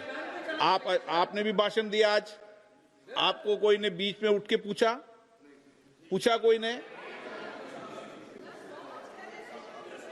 माननीय गृह मंत्री जी, अच्छी परंपराएं लागू करो, अच्छी तरह चलाएं सदन। मैं मेरे स्टेटमेंट पर कायम हूं। नरेंद्र मोदी सरकार बनने के बाद आज तक कांग्रेस पार्टी ने चुनाव आयोग को एक भी चुनाव सुधार का प्रपोजल नहीं दिया। मान्यवर, ये कई बार मिलने गए हैं, मैंने उनका प्रेस कॉन्फ्रेंस भी देखा है। उनका प्रेस कॉन्फ्रेंस था चुनाव प्रक्रिया के अंदर उनका जो डिस्प्यूट है वो ऑन गोइंग इलेक्शन में इसको रजू करने का। चुनाव सुधार जो होता है, चुनाव के पहले चुनाव के नियम जो तय होते हैं, इसके लिए सभी दलों को बाकायदा पत्र लिखा जाता है और कोई मांगे तो उसको समय भी देना पड़ता है। ये दो अलग चीज है। माननीय गृह मंत्री, मान्यवर, 1 मिनट गृह मंत्री। माननीय सदस्यगण, सदन का समय माननीय गृह मंत्री जी के वक्तव्य की समाप्ति तक बढ़ाया जाता है। माननीय गृह मंत्री जी। मान्यवर, कर विपक्ष के नेता ने 3 सवाल पूछे थे और 4 सुझाव दिए थे। पहला सवाल था मुख्य न्यायाधीश को चुनाव आयोग चयन समिति से बाहर क्यों निकाला गया, पहला सवाल था। दूसरा सवाल था दिसंबर 2003 में कानून बदलकर चुनाव आयोग को पूर्ण प्रतिरक्षा क्यों दी गई, और तीसरा शार्प क्वेश्चन था सीसीटीवी फुटेज 45 दिन में नष्ट करने का कानून क्यों लाए। कानून नहीं लाए हैं, सर्कुलर चुनाव आयोग ने इश्यू किया है, मगर ठीक है, हार्द मैं समझ रहा हूं ये क्यों कर रहे हैं। ये 3 इसके जवाब थे। मान्यवर, मैं इसमें से सबसे पहले सवाल का जवाब देना चाहता हूं। मान्यवर, मुझे पूरा सुनकर जरा आप आपत्ति लीजिएगा, क्योंकि मैं बताऊंगा तो पास से ही, मगर वर्तमान का भी जवाब दूंगा। मान्यवर, 73 वर्ष तक इस देश में चुनाव आयोग की नियुक्ति का कोई कानून ही नहीं था। माननीय सभी सदस्य ध्यान से मुझे सुने, 73 साल तक इस देश में चुनाव आयोग की नियुक्ति का कोई कानून नहीं था। नियुक्ति प्रधानमंत्री सीधी कर देते थे। और मान्यवर, मैं आज ये पूरे देश को बताना चाहता हूं कि टोटल अब तक जितने चुनाव आयुक्त हुए और जितने मुख्य चुनाव आयुक्त और चुनाव आयुक्त, ये सभी इसी प्रकार से हुए। अब 2003 के कानून पर मैं बाद में आता हूं। 1950 से 1989 चुनाव आयोग एक सदस्यीय था। प्रावधान क्या था? कोई कानून नहीं था। प्रधानमंत्री जी फाइल भेजते थे राष्ट्रपति जी को और राष्ट्रपति जी नोटिफिकेशन जारी करते। तो भाई उस वक्त बरोबर चुनाव था, सबसे अच्छा था। नहीं, मैं ये नहीं पूछता नियुक्ति की प्रक्रिया। मान्यवर, पूरा उनका 55 साल प्रधानमंत्री जी ने ही चुनाव आयुक्त को नियुक्त किया, तब तक कोई सवाल नहीं था। और नरेंद्र मोदी करते हैं तो उन पर सवाल उठाते हैं, मगर हमने तो ऐसा भी नहीं किया मान्यवर। फिर 89 से 91, जब 89 में चुनाव आयुक्त उनकी सुनते नहीं थे, तो पहली बार उस पर ब्रेक लगाने के लिए चुनाव आयोग को बहुत सदस्यीय बनाया गया।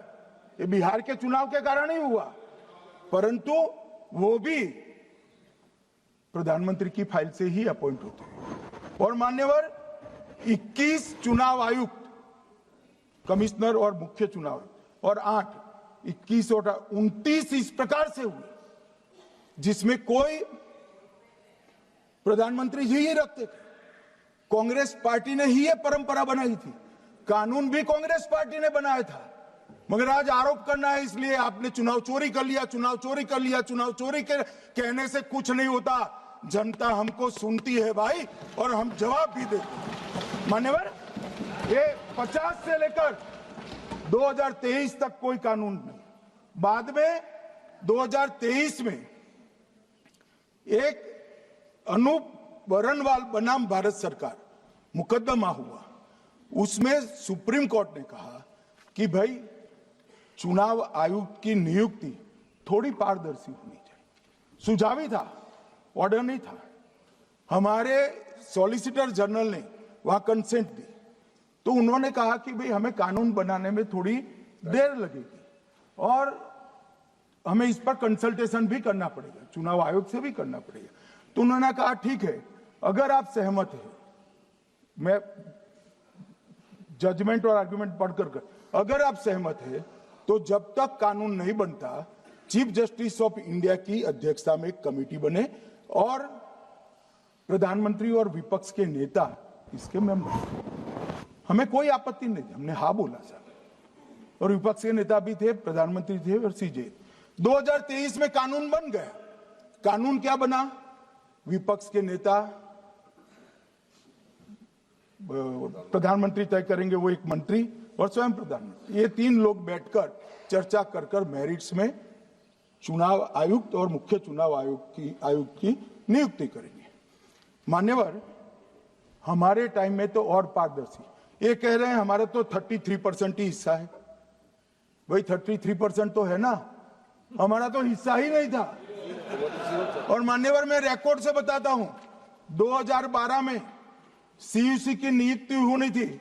अडवाणी जी ने सुझाव दिया लिखकर कि एक प्रणाली बना जाए, नहीं बनाया और बीएस संपत जी को सीधा चुनाव आयुक्त बना दिया।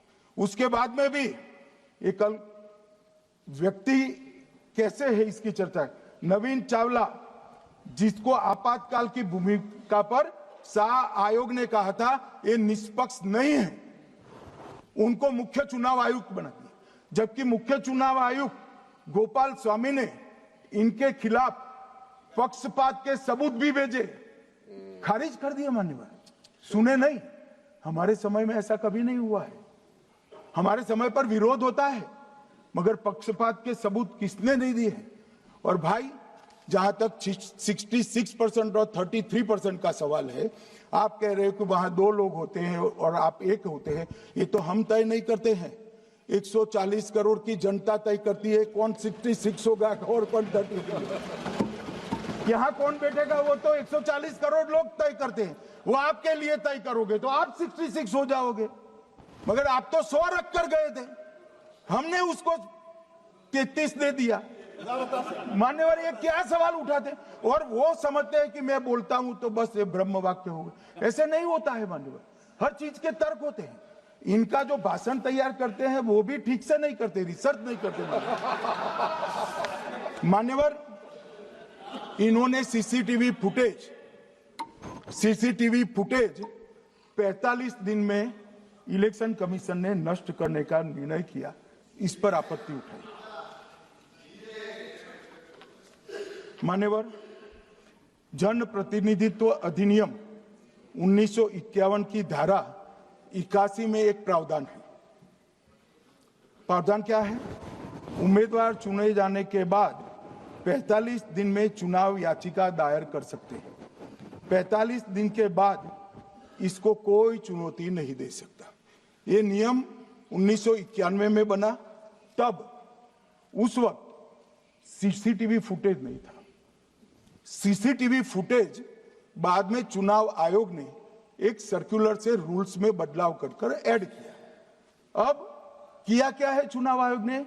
सीसीटीवी फुटेज का जो रिकॉर्ड है उसको जन प्रतिनिधित्व अधिनियम की 1951 की धारा 81 के साथ संरक्षित किया है, मतलब अलाइन किया है कि 45 दिन के बाद कोई डिस्प्यूट की प्रोविजन ही नहीं है एक्ट में, तो 45 दिन के बाद ये सीसीटीवी फुटेज क्यों रखना चाहिए? अब इतनी सादी समझ नहीं है सब। मैं क्या कर सकता हूं?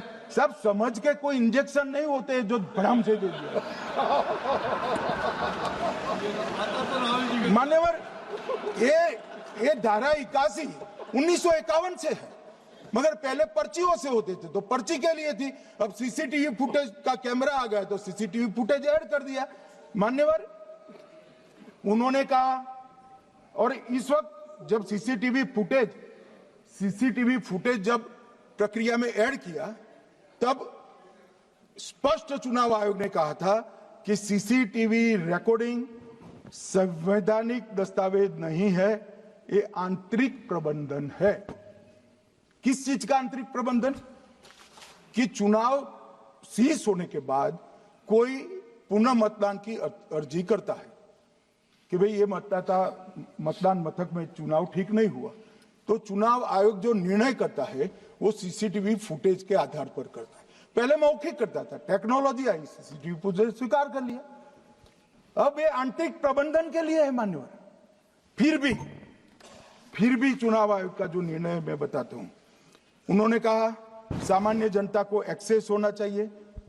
रूल्स बनाया गया है, सामान्य व्यक्ति सीसीटीवी फुटेज उच्च न्यायालय में जाकर 45 दिन के अंदर ऑर्डर करा सकता है। अब ये कहेंगे 45 दिन में जजमेंट नहीं आएगा, मगर उच्च न्यायालय इतना ऑर्डर कर सकता है कि सीसीटीवी फुटेज आप डिस्ट्रॉय मत करना। मान्यवर, राजनीतिक दलों को एक्सेस देने का उन्होंने प्रावधान करा है, तो वो चुनाव को चैलेंज करे राजनीतिक दल 45 दिन के अंदर। ऑटोमेटिक जो चुनाव चैलेंज होता है मान्यवर, उसका सीसीटीवी फुटेज नियमों से हम चुनाव आयोग रिजर्व कर देता है। मान्यवर, ये प्रक्रिया कुछ पढ़ते नहीं। इसके बाद पॉलिटिकल एजेंटों को एक्सेस होनी चाहिए। पॉलिटिकल एजेंट भी मान्यवर हाईकोर्ट से इसको प्राप्त कर सकता है। अब करते कुछ नहीं, एक भी ना हाईकोर्ट में अर्जी करी ना चुनाव आयोग में करी, और सीसीटीवी फुटेज का बहाना लेकर बोलने लगे। अब इतने लाखों बूथों का सीसीटीवी फुटेज हर नागरिक मांगने लगा कोई कारण के बगैर, तो किस प्रकार से चुनाव आयोग दे सकता है? किस प्रकार से दे सकता है? यहां हुआ क्या है? सब प्राप्त करना चाहते हैं वो प्रेस कॉन्फ्रेंस करना। उनको लगता है कि मेरी प्रेस कॉन्फ्रेंस ये संवैधानिक प्रावधान के तहत होती है।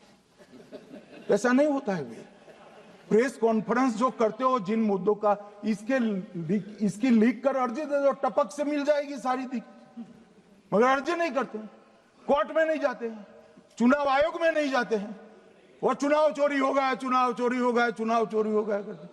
मान्यवर, ऐसे नहीं चलेगा। इस देश को, लोकतंत्र को आप धूमिल नहीं कर सकते, और सबने सीखना चाहिए, और भाषण ढंग से तैयार करने का भी सीखना चाहिए। मान्यवर,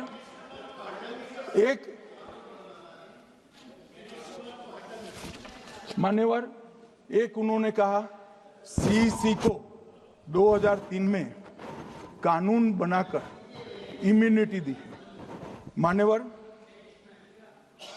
representation of the people act 1950 में ही ईसीआई के अधिकारियों को जो इम्यूनिटी प्राप्त है उससे जरा भी बढ़ोतरी नहीं करी।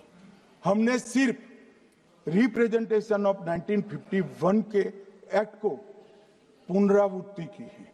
मान्यवर, आरपीए एक्ट की धारा 32 और आरपीए एक्ट 51 के सुधार की धारा 146C कहती है कि चुनाव आयोग के कोई भी अधिकारी, जिसमें इलेक्शन कमिश्नर आ जाते हैं, इस पर कोई मुकदमा चुनाव प्रक्रिया के लिए नहीं चल सकता। ये प्रावधान है मान्यवर, और वो प्रावधान को 23 के कानून में इसको भी हमने संरेखित किया है मान्यवर। इतने सारे वकीलों को राज्यसभा दे रखी है, भगवान जाने क्या करते हैं सर, अपने नेता को ब्रीफ भी नहीं करते। मान्यवर, ये वाक्य आप निकाल सकते हैं, ये वाक्य निकाल सकते हैं। मान्यवर,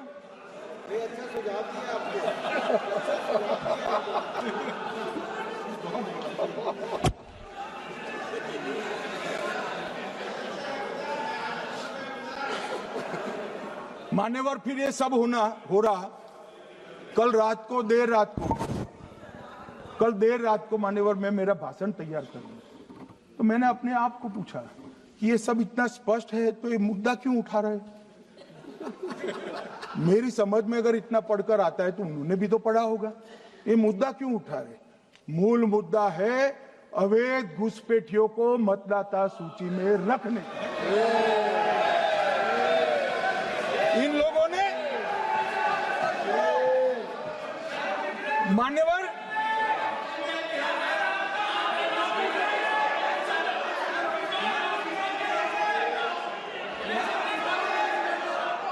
माननीय सदस्य, आपका भाषण भी सबने शांति से पूर्ण सुना है।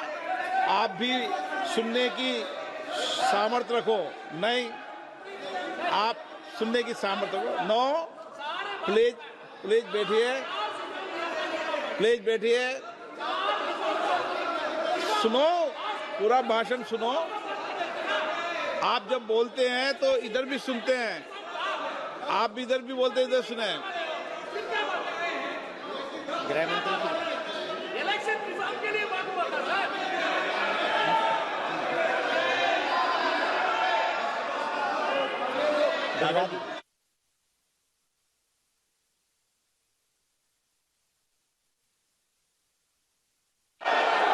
माननीय सदस्य, आप जब बोलते हैं तो इधर भी सुनते हैं, पूरे सुनने की क्षमता रखो।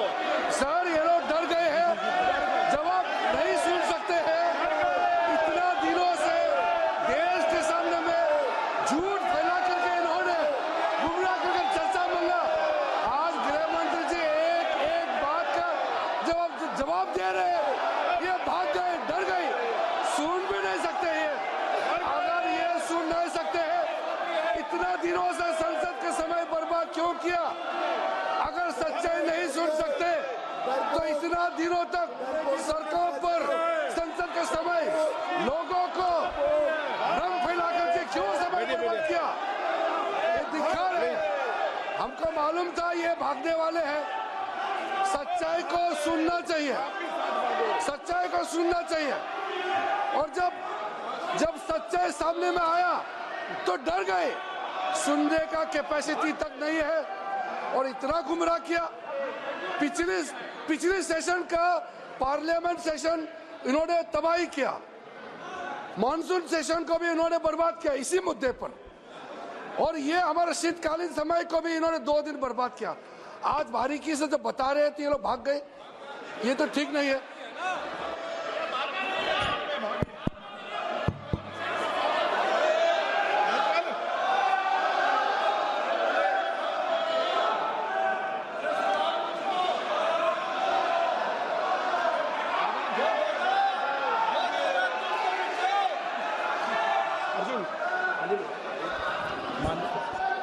मान्यवर, ये 200 बार भी बहसकार करेंगे, एक भी अवैध घुसपैठियों को इस देश में हम वोट नहीं देंगे। ये हमारे एनडीए का पॉलिसी है मान्यवर। डिटेक्ट मतलब ढूंढो, डिलीट करो, मतदाता सूची में नाम काटो और उनको डिपोर्ट करो। हम संवैधानिक प्रक्रिया कर डिटेक्ट, डिलीट और डिपोर्ट ये पूरा करेंगे। ये क्यों सदन छोड़कर भाग गए? मैं इनके सामने तो कोई बात भी नहीं कर रहा था, ना कांग्रेस पार्टी के सामने बात कर रहा था। मैं तो बात कर रहा था घुसपैठियों को देश के बाहर निकालने की। अब ये तो देखिए साहब, अगर मैंने इतने सारे आरोप करे श्री जवाहरलाल नेहरू पर, इंदिरा गांधी पर, इनके पिताजी पर, सोनिया जी पर, तब भागते तो लाजिम था। ये घुसपैठियों को लिए भाग गए क्योंकि उनकी हमारी पॉलिसी है डिटेक्ट, डिलीट और डिपोर्ट। उनकी पॉलिसी है नॉर्मलाइज कर दो घुसपैठ को, उसके बाद में मान्यता प्रदान कर दो और चुनाव में मतदाता सूची में डालकर फॉर्मलाइज कर दो। मगर साहब ये लंबे समय तक नहीं चलना। मैं मेरे मन से मानता हूं, मेरे पार्टी के सिद्धांत तो है ही, मगर मैं मानता हूं कि जनसांख्यिकी में इतना बड़ा परिवर्तन देश के लिए बहुत बड़ा खतरा है। यह देश एक बार जनसांख्यिकी के आधार पर बढ़ चुका है और हम नहीं चाहते कि आने वाली पीढ़ी ये देश के भी बंटवारे दिखे। इसलिए ये बहुत जरूरी है कि इस देश से घुसपैठ को रोकना पड़ेगा। मान्यवर, ये कहते हैं कि घुसपैठ हो रही है, भारत सरकार की जिम्मेदारी नहीं है। मान्यवर, मैं आज बताना चाहता हूं, घुसपैठ हो रही है भारत बांग्लादेश की सीमा से। वहां पर कुल 2216 किलोमीटर बॉर्डर है, इसमें से 1653 किलोमीटर बॉर्डर बन चुकी है और 563 कहां बाकी रही है मान्यवर मालूम है? केवल और केवल एक राज्य बंगाल। आसाम का पूरा हो गया, मेघालय का पूरा हो गया, त्रिपुरा का पूरा हो गया, जम्मू कश्मीर का पूरा हो गया, पंजाब का पूरा हो गया, राजस्थान का पूरा हो गया, गुजरात का पूरा हो गया, खाली बंगाल का बाकी रखा है। और मैं आज कहना चाहता हूं टीएमसी के लोगों को भी, ये राहुल जी के साथ में रहकर घुसपैठिया बचाओ यात्रा बिहार में निकली, साफ हो गए। आप भी घुसपैठियों को बचाओगे तो वहां भारतीय जनता पार्टी का विजय तय। मान्यवर, ये कहते हैं कि घुसपैठ क्यों हो रही? आप बॉर्डर नहीं बनाने देते, फेंसिंग नहीं करने दोगे, घुसपैठ नहीं होगी। फिर भी चलो, मैं पूछना चाहता हूं कि घुसपैठ होकर सबसे पहले घुसपैठिया कहां आता है? कहां आता है? तो गांव में आता है। पटवारी को मालूम नहीं पड़ता, गांव के थाने वाले को मालूम नहीं पड़ता। इसकी मतदाता सूची में नाम डालने के लिए आधार कार्ड कहां बनता है? वहीं बनता है। उसका राशन कार्ड कहां बनता है? बंगाल में बनता है। और मतदाता सूची में कौन सी मतदाता सूची में ऐड होता है? तो बंगाल में होते। आपकी कोई जिम्मेदारी नहीं है। मान्यवर, ये देश के भविष्य और सुरक्षा के साथ खिलवाड़ कर रहे। कभी कभार चुनाव तो जीत जाओगे घुसपैठियों के आधार पर, परंतु इस देश की सुरक्षा को आप ताक पर रखो। मैं आज कहना चाहता हूं मान्यवर, बिहार की जनता ने एक बहुत महान फैसला किया है, घुसपैठिया बचाओ यात्रा के खिलाफ जनादेश दिया। और बंगाल भी ये करने जा रहा है मान्यवर, आने वाले दिनों में करेंगे, उनको मालूम नहीं। मान्यवर, मैं कल राहुल गांधी जी ने एक विषय कहा था कि सारी संवैधानिक संस्थाएं आपने करप्ट कर दी। मैंने पूरा बताया कि चुनाव आयोग की नियुक्ति के पहले क्या नियम थे। उन्होंने ये कहा कि महत्वपूर्ण पद पर आरएसएस की विचारधारा के लोग रख लिए जाते हैं, तो इसमें क्या आपत्ति है भाई? क्या इस देश में कोई कानून बना है कि आरएसएस की विचारधारा वाले हैं उनको कोई महत्वपूर्ण? अरे इस देश का प्रधानमंत्री आरएसएस की विचारधारा वाला है, इस देश का गृह मंत्री आरएसएस की विचारधारा वाला है, और जनादेश से बनकर आए, आपकी कृपा से बनकर नहीं आए मान्यवर। मगर उन्होंने क्या किया था वो मैं फिर बताना चाहता हूं। 1969 में इस देश का राष्ट्रपति का चुनाव हुआ। 1969 में इंदिरा जी अपनी पार्टी के अंदर ही संघर्ष करती थी। पार्लियामेंट्री बोर्ड ने राष्ट्रपति के चुनाव के प्रतिनिधि के रूप में कांग्रेस पार्टी का अधिकृत उम्मीदवार बनाया श्री संजीव रेड्डी को, और इंदिरा जी ने प्रधानमंत्री रहते हुए अपने पार्टी के मैंडेट को ही डिफाई कर कहा कि राष्ट्रपति का चुनाव में वोटिंग अंतर आत्मा की आवाज से करनी चाहिए, और उन्होंने श्री वीवी गिरी को प्रत्याशी बनाया मान्यवर। और फिर हुआ क्या? अल्पमत में थी वो, संजीव रेड्डी जी के वोट ज्यादा थे। जीतने के लिए उन्होंने कम्युनिस्टों से समाधान किया, और इस देश की सारे संस्थान पर, शिक्षा संस्थान पर, महत्वपूर्ण संवैधानिक पद पर कम्युनिस्टों को बिठाने का काम ये इंदिरा गांधी जी ने, और वहीं से इस देश के विमर्श को बदलने का काम किया है, वहीं से किया है। वामपंथी विचारधारा इस देश के प्रकृति को, इस देश के स्वभाव को, इस देश की जनता को स्वीकार्य नहीं है, और इसीलिए वामपंथी लुप्त हो गए मान्यवर। उन्होंने इस देश के युवा धन को वामपंथी विचारधारा पर डाइवर्ट करने का काम किया है, जो 2014 से फिर से नरेंद्र मोदी जी ने इसको एक अच्छी तरीके से, लोकतांत्रिक तरीके से परिष्कृत करने का काम कर रहे हैं मान्यवर। और ये कह रहे हैं कि आरएसएस के विचारधारा वालों को रखते हैं। कोई ऐसा कानून नहीं है मान्यवर कि आरएसएस की विचारधारा वाला व्यक्ति कोई, आरएसएस की विचारधारा क्या है? देश के लिए मरना ही आरएसएस की विचारधारा। देश को समृद्धि के परम शिखर पर ले जाना ही आरएसएस की विचारधारा है। देश की संस्कृति का झंडा बुलंद करना ही आरएसएस की विचारधारा। ये क्या समझाते हैं? हम ऐसे मान लेंगे? हम नहीं डरते साहब किसी से, हम नहीं डरते। मैं मेरी ही बात करता हूं। मैं तो 10 साल का था और नारे लगाता था, आसाम की गलियां सुनी है, इंदिरा गांधी खूनी है। हम तो वहां से लड़ते लड़ते आए हैं, हम नहीं डरते मान्यवर। और मान्यवर, इन्होंने कहा कि वोट चोरी से जीतते हैं, वोट चोरी से नहीं जीते हैं। आपने सर्जिकल स्ट्राइक का विरोध किया, इसलिए हम जीते। आपने एयर स्ट्राइक का विरोध किया, इसलिए जीते हैं। आपने 370 हटाने का विरोध किया, इसलिए जीते हैं। आपने राम मंदिर बनाने का विरोध किया, इसलिए जीते हैं। आपने घुसपैठियों को हटाने का विरोध किया, इसलिए जीते हैं। आपने सीएए का विरोध किया, इसलिए हम जीते हैं। आपने ट्रिपल तलाक हटाने का विरोध किया, इसलिए जीते हैं। और अब 1 नेशन 1 इलेक्शन का विरोध कर रहे हो, इसलिए हम फिर से जीते हैं।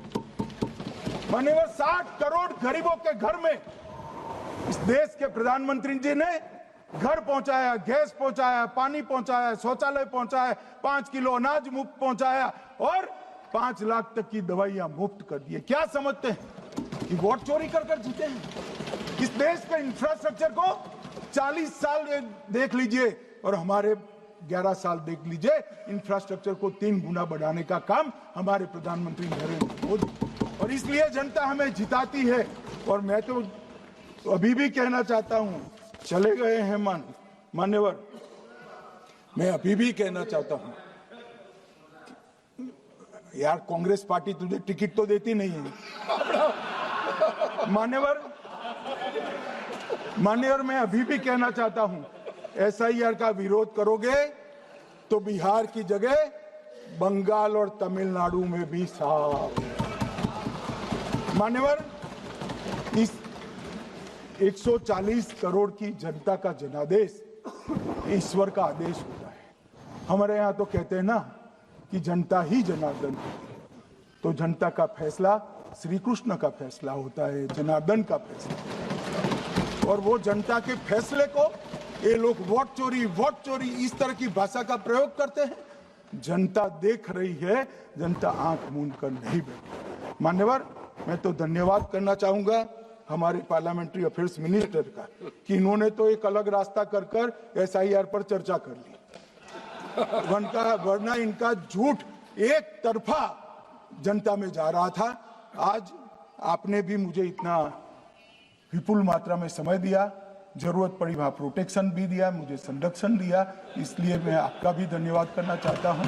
और अंत में फिर से एक बार श्री राहुल गांधी के भाषण लिखने वालों को कहना चाहता हूं कि तथ्य ढंग से ढूंढ कर लिखे, इनकी यहाँ पर तकलीफ होती है।